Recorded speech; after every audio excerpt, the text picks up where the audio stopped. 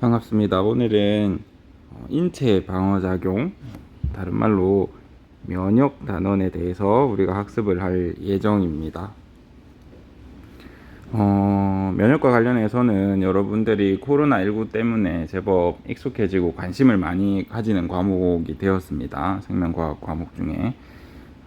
면역학이라는 연구가 따로 있기는 하지만 우리는 그 수준보다는 간단하게 우리가 기본적으로 어떤 인체 방어작용이 일어나는지 그런 시스템적인 측면만 잠깐 다가가서 볼 겁니다. 그리고 병원체가 무엇인지, 이 파트에서 주로 어떤 문제가 나오는지 한번 보면,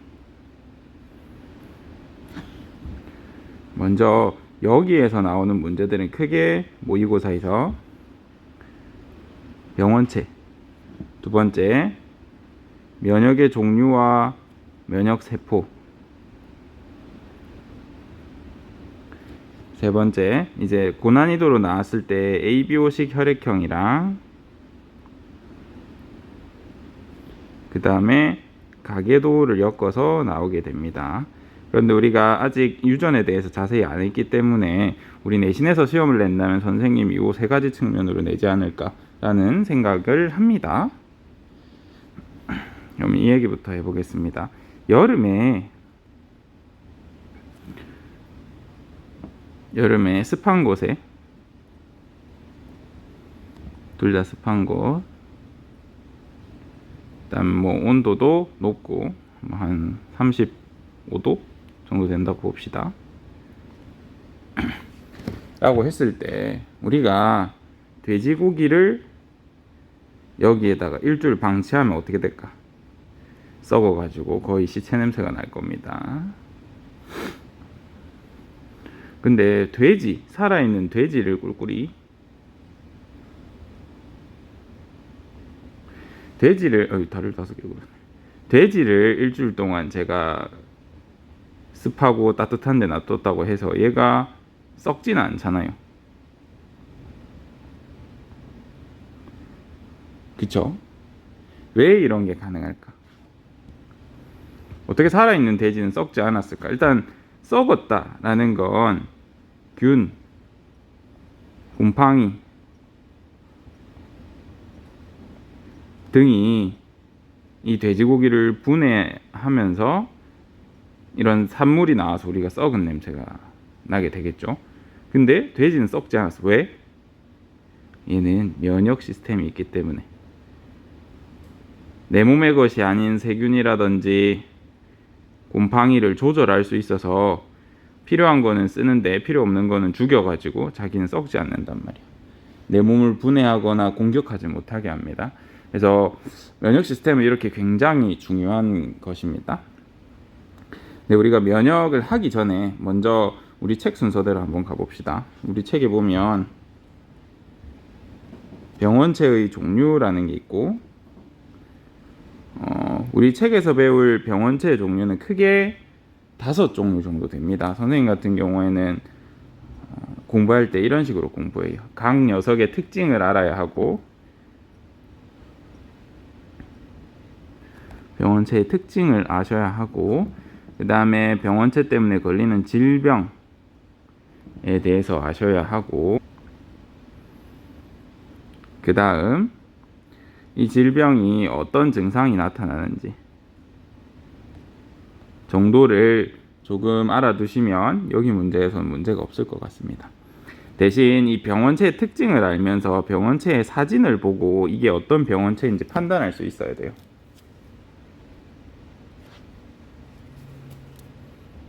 그래서 책에 있는 사진, 우리 부교재로 사용하는 EBS 교재에서 나오는 사진 같은 것 정도는 익숙하게 알고 있어야 이 사진이 나왔을 때는 이 병원체를 의미하는구나를 파악할 수 있어서 꼭 알아두셔야 합니다.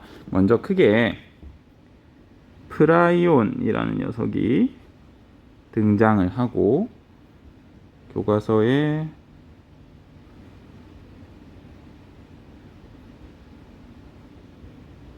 뒤편에 아마 나올 겁니다. 프라이온. 그 다음에 바이러스, 그 다음 세균, 그 다음 원생 생물, 그 다음 곰팡이, 팡이 요렇게 5가지가 주축으로 우리가 학습할 녀석들입니다. 일단 굉장히 간단하게 보면 프라이온에서 곰팡이로 갈수록 복잡한 구조를 가진 생물이에요. 생물? 병원체입니다. 우리가 병원체 이런 말 많이 쓰잖아요. 이 병원체라는 말부터 우리가 공부를 해보자. 병원체란 말은 병의 병, 원체의 원인이 되는 체, 어떤 물질, 물체, 어떤 것, 이걸 우리가 병원체라고 그래. 그러면 여러분이 질병이라고 했을 때 1학년 때 선생님이 얘기해 준 것 같아요. 우리가 병이라고 표현을 하려면 사실 감정 기복이 심한 것도 병이 될 수 있잖아. 근데 어느 정도로 심해야 병이라고 할 수 있을까? 이런 것처럼 우리가 병을 정의할 때는 대부분 1%에서 뭐 100%가 최대라고 해보자. 뭐 우울감 100%라고 하면 그냥 아침에 숨만 쉬어도 우울하고 슬프고 그런 상태 정도 되겠죠. 아무것도 안 해도 그냥 모든 게 슬픈 상태. 1%는 뭐 진짜 사람으로서 슬퍼하지 않을 수 없는 일 아니면은 슬퍼하지 않는 정도. 이런 것들. 너무 슬퍼하지 않아도 병이지 않아. 부모님 돌아가셨는데 막 웃고 행복하고 그러면 병이잖아. 또 엄청나게 기쁜 일인데도 슬퍼하면 그것도 병이잖아. 그래서 우리가 하위 5%, 상위 5%를 조금 비정상이라고 해. 근데 이 중에 이제 하위 1% 플러스 마이너스 2가 0%에서 3%, 그 다음에 98%에서 100% 친구들 우리가 약간 병이라고 생각을 해줍니다. 그러니까 일반적이지 않은 거지. 일반적이지 않아서 최상위 또는 최하위로 어떤 특정 부분이 발달되어 있거나 하는 경우는 우리가 병이라고 표현을 합니다. 그래서 공부로 상위 2% 이상이다. 병이에요. 똑똑하면 이제 이런 애들을 우리가 영재 또는 천재라고 하죠. 하위 2% 이하라고 하면 우리가 바보 또는 띨빵이라고 하면서 얘도 병으로 취급할 수 있습니다. 인지장애라고 할 수도 있죠. 어쨌든 이런 걸 병이라고 해요. 근데 병에는 감염성이 있고 비감염성이 있어. 선생님이 말한 질병이 감염이 되는지 안 되는지 생각해 보시면 돼요. 예를 들어서 당뇨, 고혈압 같은 대사성 질병. 이건 전염이 돼, 안 돼? 안 되지. 그래서 이런 친구들은 비감염성에 들어가게 됩니다.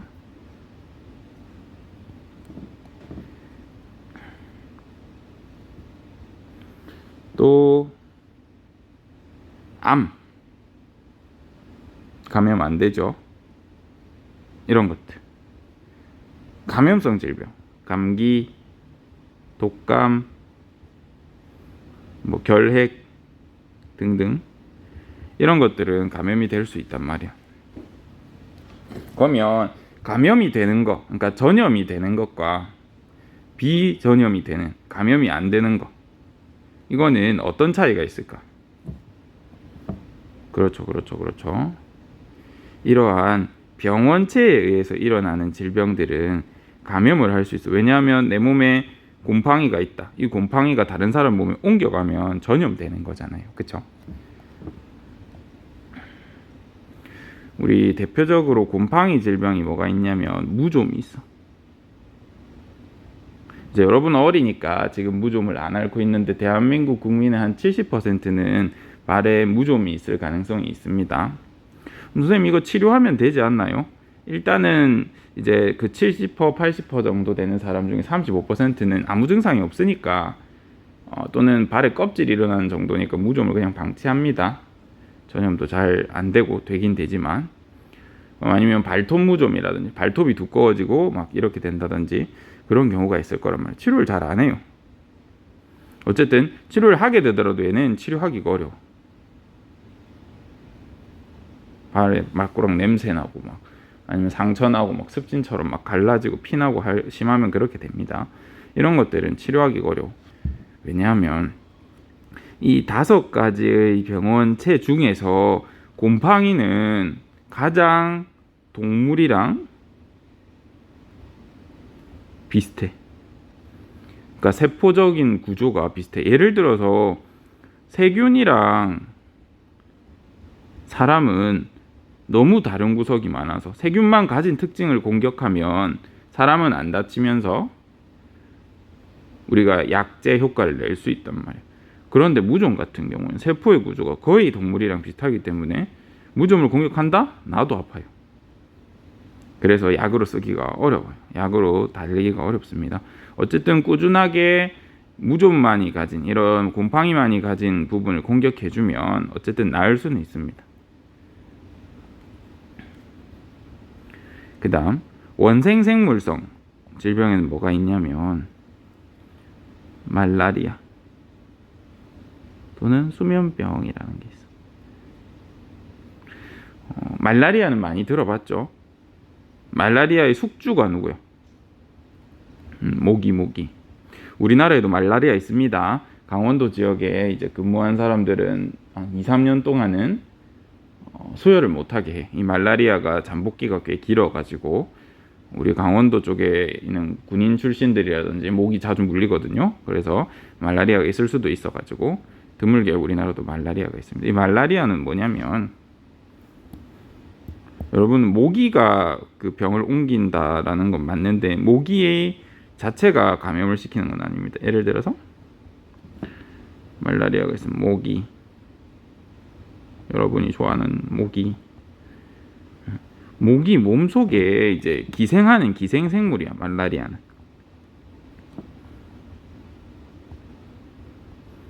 이제 내가 원생생물에 들어가거든요. 원생생물이라고 하면 분류하기가 애매한 애들, 세균도 곰팡이도 바이러스도 프라이온도 동물도 식물도 아닌 애매한 친구들을 우리가 원생생물이라고 합니다. 그런 친구들인데 얘 같은 경우에는 대표적인 최고로 좋아하는 숙주가 모기야. 이제 우리 코로나 바이러스도 그렇습니다. 점점 코로나 사망률이 줄어드는 것 같지 않아? 바이러스에 의해서 우리가 코로나 걸리고 있잖아. 이 코로나의 진화 유전 지도를 보면 독성은 점점 떨어지고 있어. 근데 감염성은 높아지고 있어. 대부분의 병원체들은 이런 식으로 진화를 하게 됩니다. 왜 그럴까요? 그래, 내가 병원체라고 생각해 봐봐. 내가 감염해서 숙주가 무조건 죽어. 다음 숙주 못 구하면 나도 죽잖아. 그죠? 생물의 본질은 자기 유전 물질을 남기려고 하는 건데 옛날에 막 지하 2km에 묻혀있는 세균이 왜 사는지에 대해서 이야기한 것도 있을 것 같습니다. 없으면 우리가 다음에 생태계에서 다시 해보자. 어쨌든 이 숙주가 죽어버리면 다음 숙주를 못 구하면 기생생물이 나도 죽잖아. 그래서 숙주는 죽이지 않으면서 감염은 잘 되게 이런 식으로 진화한단 말이야. 숙주는 내가 제일 좋아하는 모기, 말라리아 입장에서는 제일 좋아하는 게 모기니까. 근데 이제 2차 감염으로 우리가 사람한테 이 말라리아균이 이렇게 넘어갔다 치자. 얘는 내가 제일 좋아하는 애는 아니야. 얘를 굳이 살릴 필요 없단 말이야. 그래서 강한 독성을 여기서 발휘할 수도 있습니다. 모기한테는 독성이 많이 없지만. 그래서 모기 몸속에 있던 말라리아 생물이 이렇게 사람 몸에 들어오면 적혈구를 공격합니다. 그래서 엄청 사는 게 힘들어요. 그러다 죽을 가능성도 있고, 그래서 조기에 치료해야 하고, 이 말라리아균 같은 경우는 적혈구 안에 이렇게 잠복해가지고 살다가 이제 번식해서 적혈구를 뚫고 옆에 다른 적혈구가 살고 다시 적혈구에서 번식하고 적혈구 파괴하고 이런 식으로 되거든요. 점점 운동하기도 힘들어지고 살도 빠지고 막 그럽니다. 어쨌든 이게 말라리아다. 외국 갈 때는 항상 말라리아 접종을 맞아야 합니다. 군대 갈 때는 알아서 놔줘요. 그 다음에 수면병. 수면병은 얘도 수면병 매개 생물이 있어. 원생 생물. 이름 엄청 길어가지고 제가 이 이름을 정확하게 모르겠네요. 얘 같은 경우에는 파리, 특히 채채파리라고 하는 어떤 특정한 파리종을 좋아합니다.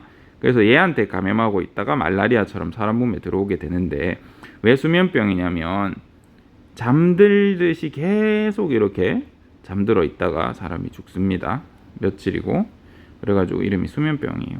그래서 이 병에 걸리면 편안하게 잠자다가 죽는가 보구나 했는데, 쌤이 알아보니까 너무 아파서 신음소리도 못 내고 숨도 제대로 못 쉬다가 너무 아파서 끙끙 앓다가 죽는다고 합니다. 마치 잠든 것처럼 너무 아파서 비명도 못 지르고. 이게 수면병이다. 한국엔 조금 드문 병입니다. 아프리카 일대에서 이 원생생물과 곰팡이, 아까 말라리아도 그렇고 무좀도 그렇고 좀 죽이기가 어려워. 아까 선생님이 밑에서 프라이온에서 곰팡이로 갈수록 복잡하다 했는데, 얘네는 조금 사람이랑 비슷한 측면이 맞습니다.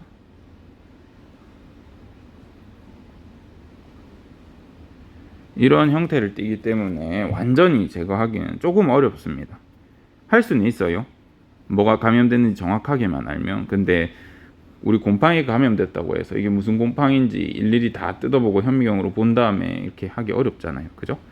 그래서 곰팡이만 범용으로 이렇게 다 죽이는 그런 약은 조금 구하기가 어렵습니다. 그런데 이 적당히 복잡하고 적당히 우리랑 다른 이 친구 세균 같은 경우에는 항생제라고 해서 세균 전용 약이 있어. 우리가 항생제 먹는다고 그러는데, 항생제는 세균을 특이적으로 죽이는 약이야. 세균의 특징만 찾아내서. 항생제로 바이러스 치료했다, 말도 안 되는 소리입니다. 프라이온 치료했다, 말도 안 되는 소리고요. 원생생물 치료했다, 안 되고요. 곰팡이 치료했다, 안 돼. 완전 근본이 다른 생명체들이야, 전부 다. 그래서 항생제로는 세균만 죽일 수 있습니다. 그럼 선생님, 감기 걸렸을 때 항생제 많이 주잖아요. 그거 왜 그래요? 감기는 바이러스성인데. 맞아. 항생제 아무 효과 없어. 대신 바이러스에 걸렸을 때 우리가 바이러스를 회복하려고, 면역하려고 하다 보면 면역력이 떨어지잖아요. 그래서 다른 세균이 쉽게 감염할 수 있어서 우리나라에서는 항생제를 처방하는 추세입니다. 다른 나라에서는 잘 처방 안 해요. 감기라고 해서 항생제를. 바이러스 옛날에 수업할 때 바이러스 왜 잡기 어렵다 그랬어? 얘 짱돌 같은 존재라 그랬잖아. 여러분 옆에 우리 학교 옆에 있는 산에 있는 바위를 죽여보세요. 걔는 살아있는 것도 아닌데 어떻게 죽여? 하는 게 쪼개는 것밖에 없잖아, 물리적으로. 그지? 그리고 얘는 짱돌이라고 표현했지만 핵산이랑 단백질로 이루어져 있어. 그래서 골 때리는 거야. 아무 특징이 없고 우리가 가지고 있는 단백질로 이루어져 있으니까 얘를 공격하면 우리도 아파. 그래서 바이러스만 특징적으로 공격하는 약을 개발하기는 굉장히 어렵습니다. 이해되시죠? 그 다음 프라이온. 얘는 더 답이 없어. 얘는 단백질로만 이루어져 있어. 제일 단순하게 생겼습니다. 핵산이 없어. 유전 정보가 없는데도 옆에 막 감염시키면서 공격을 합니다. 이거는 다음에 기회가 되면 어떤 식으로 감염하는지 보여드릴 수 있을 것 같아요. 그래서 어떻게 복잡해지는지를 한번 정리해 보겠습니다. 다시 프라이온, 바이러스, 세균, 원생생물, 그 다음에 곰팡이라고 했을 때 이러한 감염체들이 어떤 특징을 가지는지 한번 보자. 프라이온부터 곰팡이까지는 싹 다 공통점이 하나 있어. 우리 공통점부터 하나하나 찾아봅시다. 프라이온부터 곰팡이까지는 전부 단백질을 가져.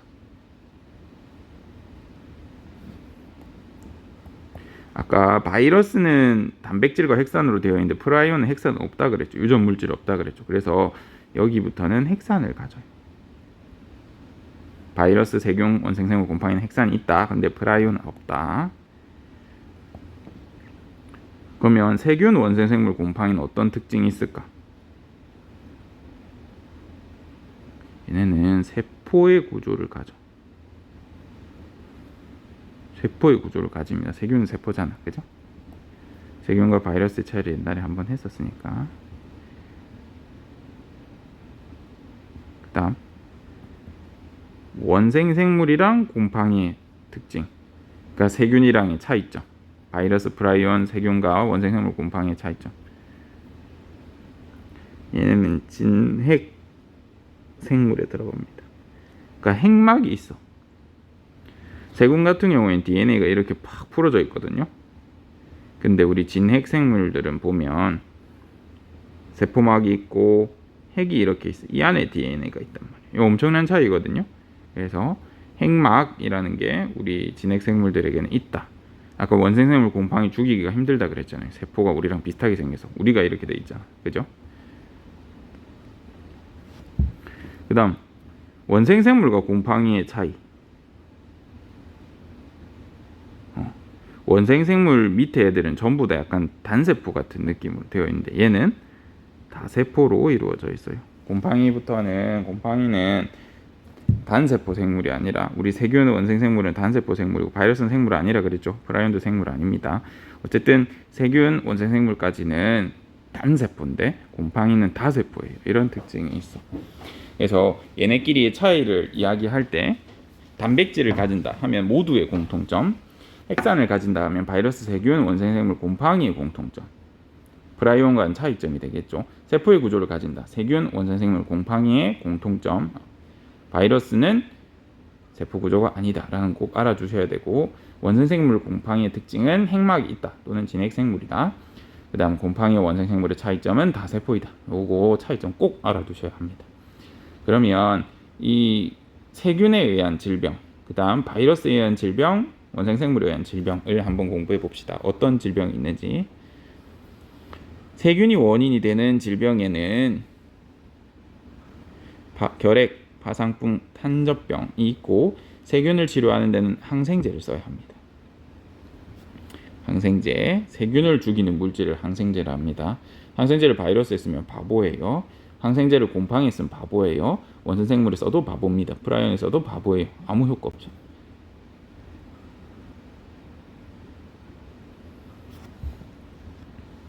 바이러스는 세포의 구조를 갖추고 있지 않아. 그래서 유전 물질과 단백질 껍질로만 되어 있고, 감기, 독감, 홍역, 소아마비, 후천성 결핍증, 에이즈, 메르스 같은 게 대표적으로 중동기 호흡근육. 선생님, 코로나는요? 코로나는 감기에 들어가. 감기 바이러스에 들어갑니다. 알아두시고, 이제 항생제는 세균만을 공격하는 거라고 하면 항바이러스제라는 게 있어. 바이러스만 공격하는 건데, 아까 유전 물질이랑 단백질 껍질로만 되어 있다 그랬잖아요. 그죠? 그래서 복잡하게 생겨가지고 항바이러스제는 개발하기가 어렵다. 항바이러스제를 세균에 쓰면 아무 효과가 없다. 항바이러스제는 바이러스만 공격하는 거다. 바이러스 중에 또 아데노바이러스도 감기 바이러스 일종입니다. 그럼 감기는 병 하나인데 왜 바이러스가 이렇게 다양해요? 우리가 감기라고 하는 건 기침을 하거나 목이 아프거나 호흡기 관련된 거, 또는 열이 나거나 머리가 아픈 경우도 있잖아요. 그죠? 그래서 감기라는 거는 특징적인 병이 아니라 우리 몸 증상이 정확하게 뭔지 모를 때, 근데 호흡기랑 체온에 관련이 있을 때 대표적으로 다 감기라고 합니다. 여기서 우리가 하나 알아주면 좋을 게, 감기와 독감의 차이점을 알아. 보통 우리가 독감을 독한 감기라고 알고 있잖아요. 독감은 독한 감기가 아닙니다. 물론 증상은 독감이 더 심해. 그래서 우리가 흔히 독한 감기라고 하는데, 사실은 감기 바이러스와 독감 바이러스는 달라. 근본이 달라. 그래서 증상은 거의 똑같은데 이제 얘네를 일으키는 바이러스가 독감은 인플루엔자 들어봤나요? 조류 독감 이런 거 할 때 인플루엔자 바이러스라고 안 하던가 이런 인플루엔자 바이러스에서 생기는 병들을 우리가 독감이라고 하고 감기 같은 경우에 플루라고도 합니다. 신종플루는 독감입니다. 어쨌든 감기 얘는 뭐 아데노바이러스, 코로나 바이러스, 또 메르스 바이러스 이런 것들이 감기 유발성입니다. 그래서 인플루엔자 바이러스에 감염된 경우를 우리가 독감이라고 합니다. 에이즈는 들어봤지요? 그 다음 원생 생물에 의해서 발병되는 거는 말라리아, 수면병, 그 다음에 아메바성 이질이라는 게 있대요. 이것도 하나 체크해 두세요. 다른 책에도 있더라고. 얘는 핵이 있는 단세포 생물이다 라는 특징이 있습니다. 그 다음 곰팡이는 균사로 이루어진 다세포 생물이고 무좀 이런 거에 영향이 있고 칸디다증이라는 게 나옵니다. 칸디다증 곰팡이는 무좀과 칸디다증에 대해서 이렇게 나옵니다. 예. 프라이온은 없는데 프라이온의 대표적인 질병이 뭐냐면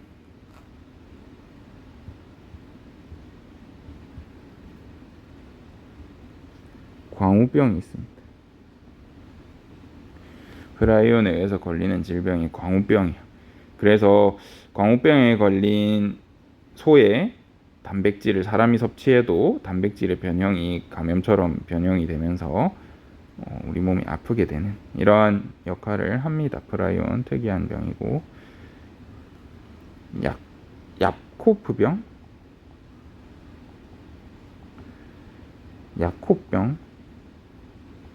이라고 하는 게 아마 있을 텐데 이게 아마 프라이온에 의해서 생길 겁니다. 한번 찾아볼게요. 오케이 찾아봤더니 뭐 크라이프펠츠 야코병이라고 해서 야코프병이라고도 치고 야코프병 뭐 읽는 발음 차이인데 얘도 프라이온성 질병이라고 합니다. 참고해 두세요. 뭐 내신은 나올 수 있겠죠. 모의고사엔 잘 안 나올 겁니다. 이 병까지는. 광우병이 이거는 꼭 알아주셨으면 좋겠습니다. 우리 교과서에 있는 질병 정도는 여러분이 꼭 알고 계셔야 합니다. 아시겠죠? 우리 병에 대한 이야기만으로 벌써 이렇게 됐는데 예전에 선생님이 예방접종에 대해서 이야기해 준 적이 있습니까? 오케이, 이거는 다음 시간 시작할 때 얘기하고 우리가 이제 여기 이 파트를 공부할 때 꼭 알아야 될 이제 오늘 수업의 핵심입니다.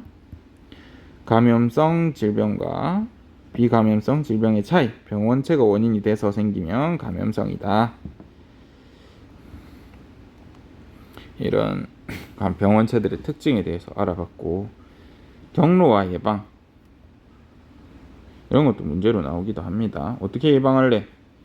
마스크 착용해서 우리가 기침이나 재채기 할 때 병원체가 발사되는데 그걸 막아준다든지 묻은 병원체가 손에 많으니까 우리가 손을 자주 쓰니까 씻어서 없애버린다든지 가열하면 죽고 상한 거 먹지 말고 숙주 생물을 죽이면 되겠죠. 이런 식으로 우리가 막습니다.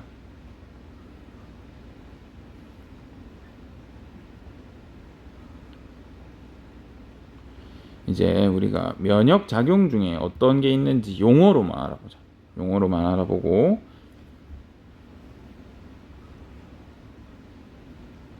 봅시다. 일단 여러분 크기에 대한 이해를 조금 해줬으면 좋겠어. 이제 사람이 있으면 사람한테 이렇게 세균이 감염할 수 있죠. 그리고 이 세균한테는 바이러스 같은 녀석이 이렇게 감염할 수 있습니다. 근데 얘네 사진으로 보니까 크기가 어느 정도 되는지 모르잖아요. 예를 들어서 원자 핵이랑 우리 이렇게 플러스 마이너스 이렇게 그리는데 이거는 원자의 그림이죠. 그리고 이 플러스라고 표현한 게 원자 핵이잖아요. 그죠?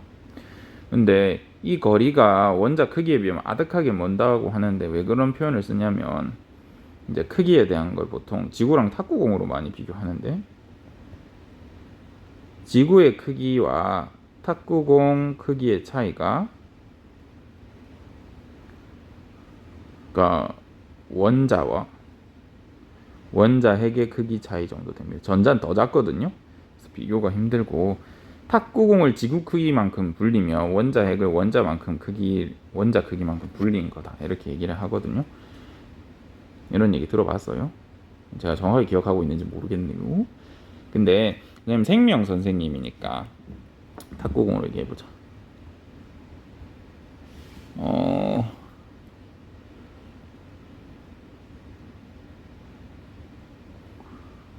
지구가 있고 탁구공이 있고 다시 이렇게 얘기하지 마자. 우리 몸에 기어다니는 개미, 사람, 지구가 있다고 하면 얘네 크기 차이 대략 생각이 되죠. 얘는 반지름이 6,400km 정도 되죠. 반지름은 길이로 치면은 12,800km 정도 되죠. 사람은 뭐 2m 남짓일 거고 개미는 우리의 100분의 1 정도 되니까 커봤자 1cm, 2cm가 안 될 겁니다. 이런 차이가 있어. 그죠? 크기 차이 크잖아요. 이것처럼 세균, 바이러스, 사람의 크기도 이렇게 달라. 사람이 지구만한 크기라고 하면 우리한테 감염하는 세균이 사람의 크기 정도밖에 안 되고 세균에 감염하는 바이러스가 개미의 크기 정도밖에 안 됩니다. 크기를 비교를 하면 이런 느낌이야. 바이러스가 세균보다 100배, 50배, 200배 작고요. 세균이 사람보다 많이 작습니다. 크기에 대한 비교 조금 알아두시고 이 정도로 크기 차이가 많이 나요. 이렇게 작은 걸 우리가 감염된 걸 발견한 것도 대단한 거고 발견한 다음 이걸 제거할 수 있다는 게 대단한 일입니다.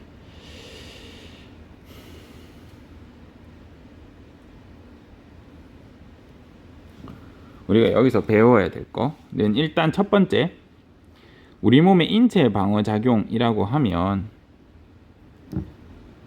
다른 말로 바꾸었을 때 면역이라고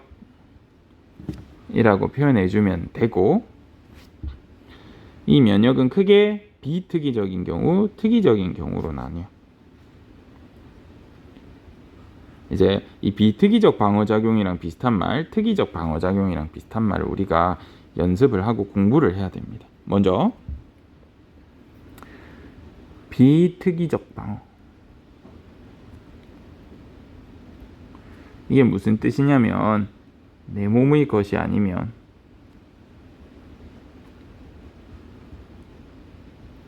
무엇이든 막는다 라는 뜻이 있어. 특이적 방어는 내 몸 것이 아닌 것 중에, 나한테 해를 주는 것 중에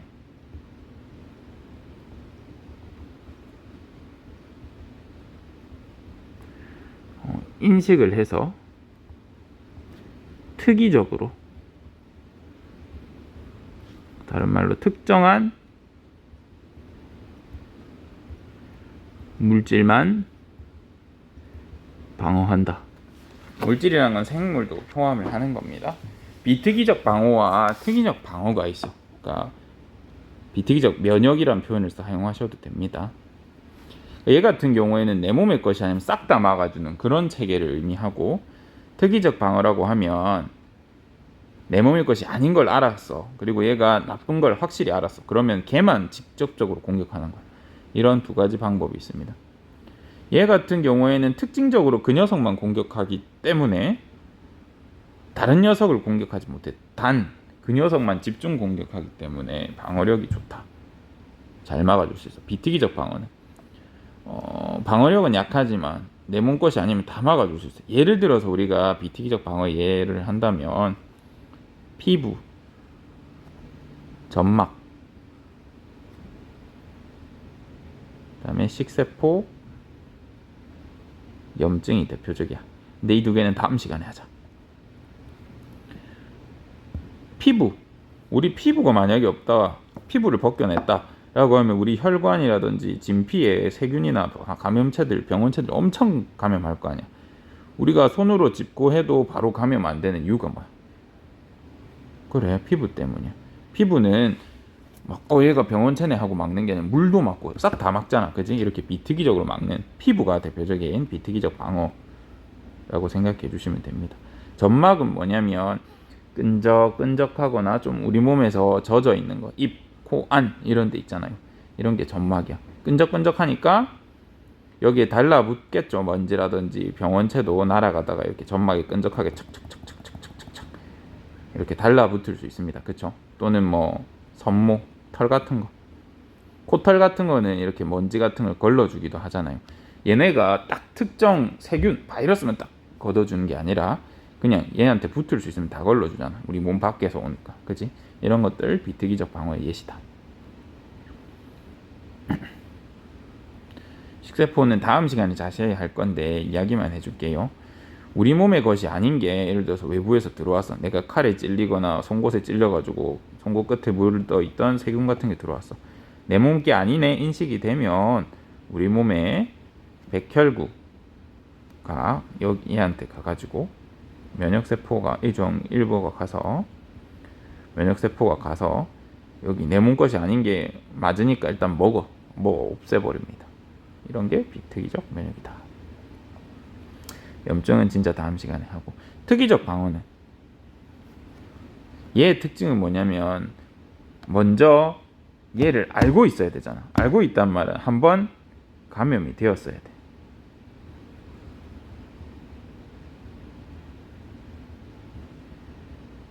우리 한 번 걸린 이제 예를 들어서 뭐 한 번 홍역에 걸리거나 그러면 다음에는 자연적으로 낳고 나면 안 걸린단 말이야. 면역력이 생겨서. 그죠? 감기 여러 번 걸리잖아요. 우리가 예를 들어서 A 바이러스에 걸려서 A라는 바이러스에 걸려서 감기가 걸렸다면 이 A 바이러스는 우리 몸에 다음부터 들어왔을 때는 바로 죽여버리기 때문에 안 걸려. 선생님 저 감기 또 걸린 적 있는데요. 그러면 얘가 변해서 A-가 되었거나 또는 B라는 바이러스 때문에 우리가 감기가 걸린 거야. 우리 몸은 너무 똑똑해서 상상 이상으로 면역력이 좋습니다. 한 번 걸린 질병에 다시는 안 걸려. 감염성 질병일 경우. 그래서 내 몸에 한번 감염됐던 경험이 있으면 걔를 기억하고 있다가 걔한테 특화된 물질을 분비해서 죽여버려. 이렇게 우리 몸의 면역은 생각보다 굉장히 뛰어난 체계를 가지고 있습니다. 포유류들이 이 면역력이 굉장히 높은 편에 속해요. 그래서 특이적 방어. 단 내 몸에 감염됐던 물질, 내가 기억이 있는 물질이 아니면 들어와도 분비해봤자 헛수고야. 얘 같은 경우에는 감염된 경험이 없어도 다 막아주잖아. 그지? 얘는 감염된 경험이 있는 경우에 특징적으로 딱 그 녀석만 강력하게 막아주는 녀석을 말합니다. 어렵죠? 그래서 이 비특이적 방어를 다른 말로 1차 방어라고 해줘. 이 피부나 점막을 뚫어야 내 몸속에 들어올 수 있잖아. 내가 감염될 수 있잖아. 그지? 이 비특이적인 방어, 이걸 우리가 1차적 방어라고 하고, 1차 방어가 뚫렸어. 내 몸에 감염이 됐어. 그 다음 우리가 없앤 다음에 얘에 대한 특이적인 물질을 만들잖아. 그래서 얘를 2차 방어라고 해줘. 이런 표현을 쓰기도 합니다. 또 1차 방어는 태어날 때부터 피부 점막으로 막아주고 있잖아. 그지? 얘는 선천적 면역이라고 하기도 하고, 우리 특이적 방어, 2차 방어를 다른 말로 태어난 다음에 이식 후 특정하게 방어하기 때문에 학습을 해야 돼. 태어나서 감염된 적이 있어야 돼. 그래서 후천적 면역이라는 표현을 쓰기도 합니다. 오늘 수업이 길었으니까 요거 복습 한번 해보자. 오늘 했던 거. 보자. 면역은 이런 문제가 나와요. 요거 아직 안 했다. 요 두 개 아직 안 했다. 요거 했다.